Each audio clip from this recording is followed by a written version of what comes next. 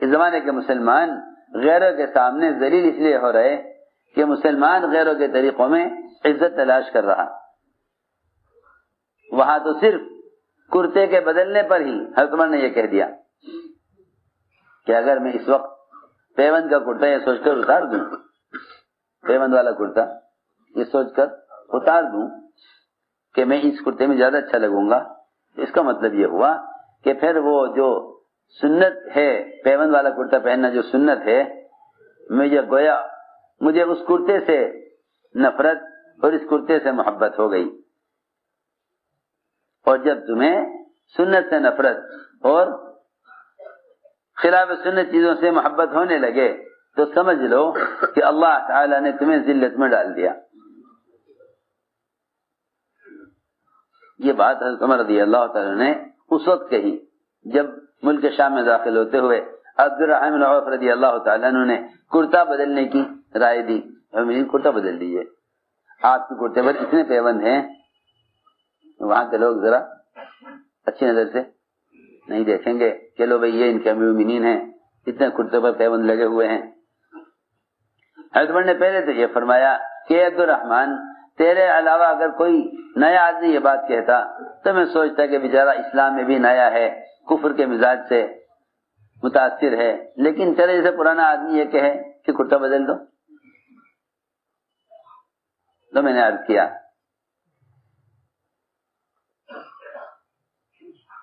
کہ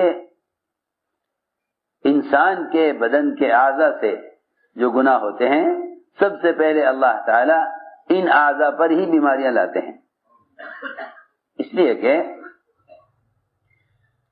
انسان کے اعضاء استعمال ہوتے ہیں گناہ کے لیے، اس لیے سب پہلے حالات انسان کے اعضاء پر آتے ہیں. آپ دیکھیں ایڈز کی بیماری معاشرے کی خرابی سے ہے،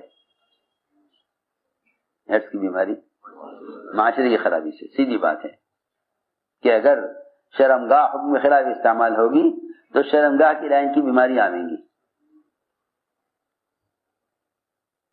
آنکھ اگر حکم خلاف استعمال ہوگی تو آنکھ کی لائن کی بیماری آئیں گی. اللہ تعالیٰ کا ایک نظام ہے کہ جیسے مومن کوئی گناہ کرتا ہے اللہ تعالیٰ فوراً تنبیہ کے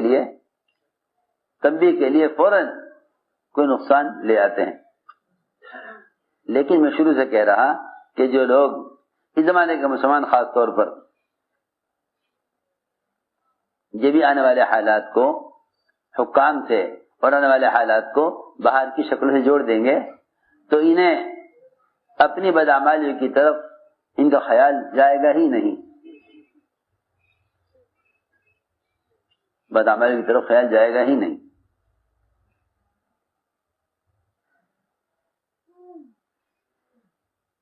ایک صحابی کی نظر پڑی ایک عورت پر، اس نے فوراً کہا اسلام آ گیا، اسلام آ گیا. میں اس طرح مت دیکھو، اسلام آ گیا، اسلام آ گیا کا مطلب یہ تھا اس عورت کا کہ پردے کا حکم آ گیا ہے. شاید تمہیں معلوم نہیں، تم کہیں باہر گئے ہوئے ہوں گے مدینے سے، تمہیں معلوم نہیں ہوگا کہ پردے کا حکم آ گیا. وہاں یہ بات نہیں تھی کہ ہاں بھائی معلوم ہے پردے کا حکم ہے مگر دیکھ رہے، یہ بات نہیں تھی صحابہ میں، کیونکہ وہاں جو بھی علم آتا تھا وہ علم حکم کی شکل میں آتا تھا. ہمارے پاس جو علم ہے معلومات کی شکل میں ہے، ہمارے پاس جو علم ہے حرام حلال کا معلومات کی شکل میں ہے. صحابہ میں جو حکم آتا تھا وہ حکم کی شکل میں علم آتا تھا. وہ علم حکم کو علم کہتے تھے، ہم معلومات کو علم کہتے ہیں کہ ہاں معلوم ہے کہ نہیں، علم معلومات کے لیے نہیں ہے بلکہ علم تو حکم ہے. علم کیا ہے؟ حکم ہے. جی ہاں، علم حکم ہے،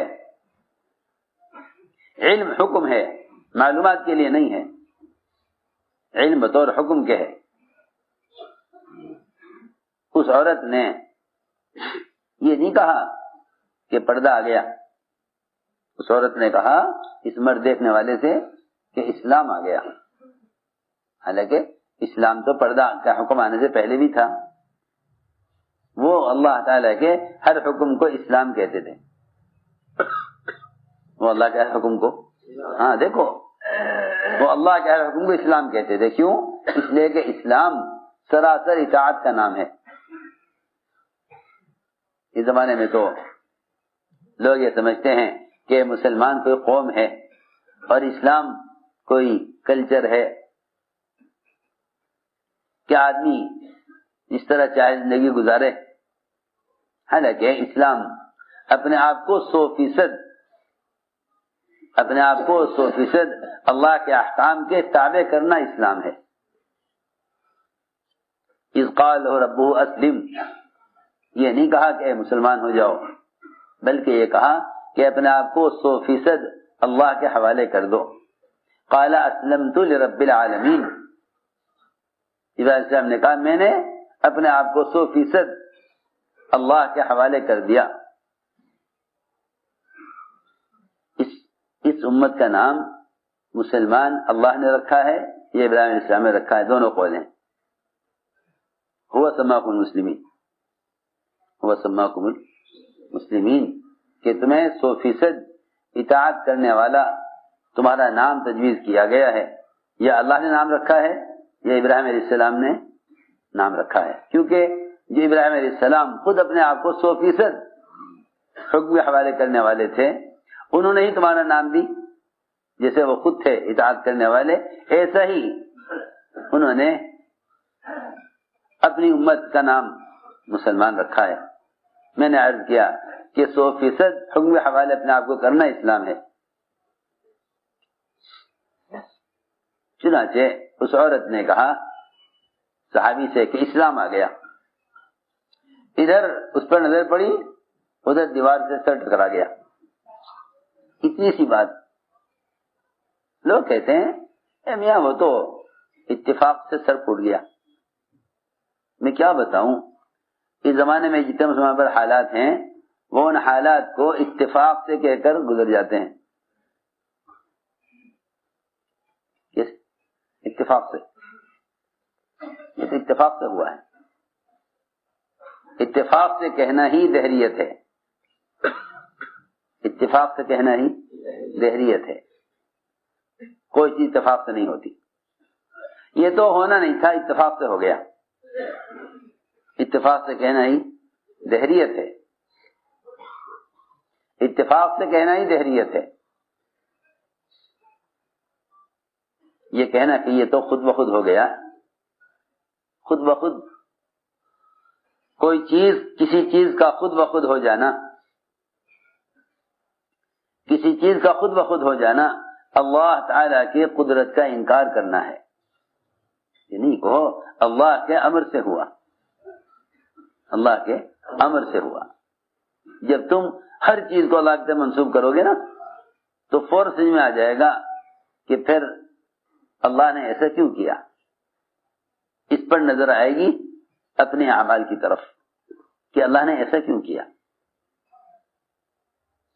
لیکن جو لوگ اپنے اچھے برے حالات کو اللہ کی طرف منسوب ہی نہیں کریں گے،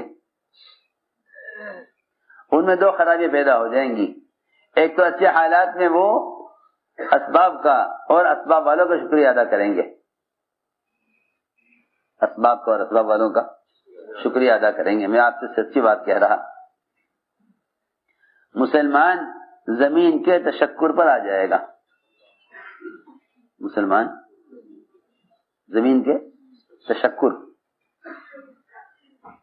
بہت توجہ سے بات سننا، مسلمان زمین کے تشکر پر آ جائے گا کہ بھئی زمین کا شکریہ ادا کرو کہ زمین غلہ دے رہی ہے. مسلمان سے کہا جائے گا کہ بھئی آؤ تم بھی ہمارے ساتھ مل کر زمین کا شکر ادا کرو کہ زمین غلہ دے رہی ہے، ہمیں پال رہی ہے. کہ نہیں، تم زمین کی بات کر رہے، ہم تو اللہ کے غیر کا تشکر ہی نہیں مانتے. ہم تو یہ بھی نہیں کہتے کہ بھئی ملائکہ کا شکریہ کہ ملائکہ نے مدد کر دی. کہ نہیں، ہم تو شکر کی نسبت صرف اللہ کی طرف کرتے ہیں. شکر کی نسبت صرف اللہ کی. سنو میری بات توجہ سے. شکر کسے کہتے ہیں؟ شکر کہتے ہیں سارے بدن کے اعضاء کو اللہ کی اطاعت میں تھکانا.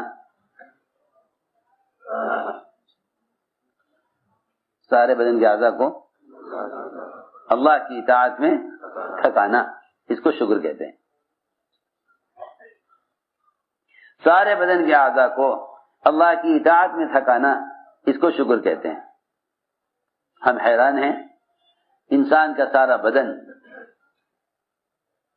وہ نعمتوں سے فائدہ اٹھاتا ہے، نعمتوں سے فائدہ اٹھاتا ہے، سارا بدن نعمتوں سے فائدہ اٹھاتا ہے. شکر کون کرتی ہے؟ شکر کرتے ہیں زبان سے.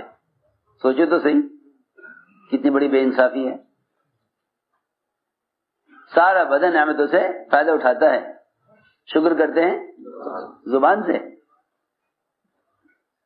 شکر کرتے ہیں زبان سے. اگر آپ کا کوئی کام ہو اور 4 آدمی مل کر آپ کے کام کریں تو آپ ہر آدمی سے الگ الگ شکریہ ادا کرنے جائیں گے. جی ہاں، کہ بھائی اس کا بھی شکریہ ادا کرو. دیکھو ان کو بھی جا کے کہو، جائے ان کے پاس بھی چل کے جاؤ، ان سے بھی کہو کہ جی آپ کا شکریہ، آپ نے یہ کام کر دیا.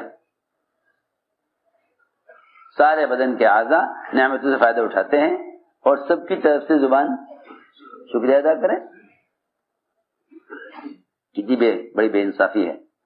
جب سارا بدن نعمتوں سے فائدہ اٹھا رہا تو بدن کے ہر عضو کو چاہیے کہ اللہ کا شکر ادا کرے. بدن کے ہر عضو کو چاہیے کہ وہ اللہ کا شکر ادا کرے. بدن کے ہر عضو کو چاہیے کہ اللہ کا شکر ادا کرے. وہ ایسے ہوگا کہ بدن کے ہر عضو کو گناہ سے بچاؤ اور ہر عضو کو عبادت میں تھکاؤ. یہ شکر کا تقاضا ہے. اے اللہ تیرا شکر زبان سے کہنا، اس سے شکر کے الفاظ ادا ہوتے ہیں، شکر ادا نہیں ہوتا. زبان سے شکر کے الفاظ ادا ہوتے ہیں، شکر نہیں ادا ہوتا. شکر کی ادائیگی زبان سے نہیں ہوتی. شکر کی ادائیگی سارے اعضاء سے ہوگی، کیونکہ نعمتوں سے سارے اعضاء فائدہ اٹھا رہے ہیں. جب نعمت سے سارے اعضاء فائدہ اٹھا رہے ہیں تو سارے اعضاء کو حکم پر لانے سے شکریہ ادا ہوگا. میں نے عرض کیا کہ شکر یہ ہے کہ تم نعمت کی نسبت اللہ کی طرف کرو، نعمت کی نسبت اللہ کی طرف کرو. اور شرک یہ ہے کہ تم نعمت کی نسبت اللہ کے غیر کی طرف کرو. نعمت کی نسبت کتنا آسان ہے. شکر یہ ہے کہ تم نعمت کی نسبت اللہ کی طرف کرو. شرک یہ ہے کہ تم نعمت کی نسبت اللہ کے غیر کی طرف کرو. اللہ نے ایک آیت میں دونوں کو جمع کر دیا، شاکر اور مشرک. شاکر اور مشرک. ایک قرآن کی آیت میں دونوں کو الگ الگ بیان کر دیا کہ شاکر کون ہے، مشرک کون ہے. شاکر کون ہے اور مشرک کون ہے. اللہ تعالیٰ شکر کرنے والوں سے راضی ہوتے ہیں اور شرک کرنے والوں سے ہمیشہ کے لیے ناراض ہیں.